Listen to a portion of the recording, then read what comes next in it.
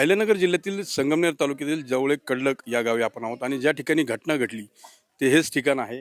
आपण पलीकडे बघू शकता ते एक गिन्नी गवत आहे. या ठिकाणी बिबट्या दबा धरून बसला होता आणि या गिन्नी गवतातूनच त्याने घराकडे कूच केली.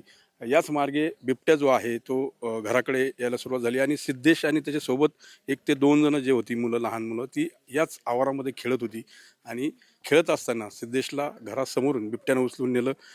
या हल्ल्यामध्ये सिद्धेशचा मृत्यू झालेला आहे आणि त्यावेळेस त्यांची जी आजी होती सिद्धेशची, ती या ठिकाणी चारा काढत होती आणि तिच्या समोरच ही घटना घडली. ती धावत पळत बिबट्याच्या मागे गेली आणि कसंबसं सिद्धेशला तिने उचलून पुन्हा एकदा घराकडे आणलं. पण तोपर्यंत बिबट्याने त्याच्यावर अनेक ठिकाणी चावा घेतलेला होता, हल्ला केलेला होता आणि त्यामध्ये सिद्धेशचा मृत्यू झाल्याचं समोर आलं.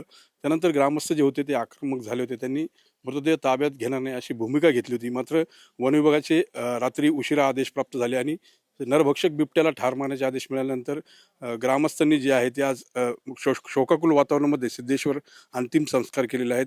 खरं तर आजी आणि सिद्धेशचं नातं एक जवळचं नातं होतं, कारण आजीच त्याला सांभाळत होती.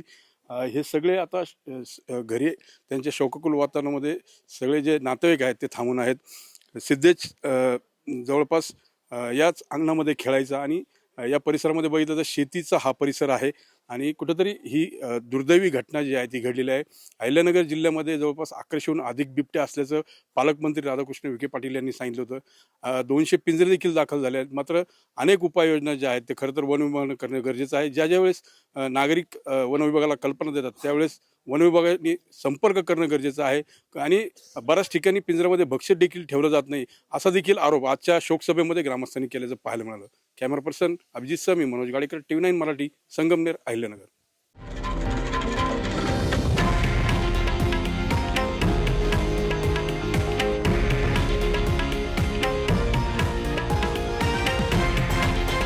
हे आहे देशातील नंबर 1 न्यूज नेटवर्क आणि आपण पाहत आहात TV9 मराठी, एकमेव.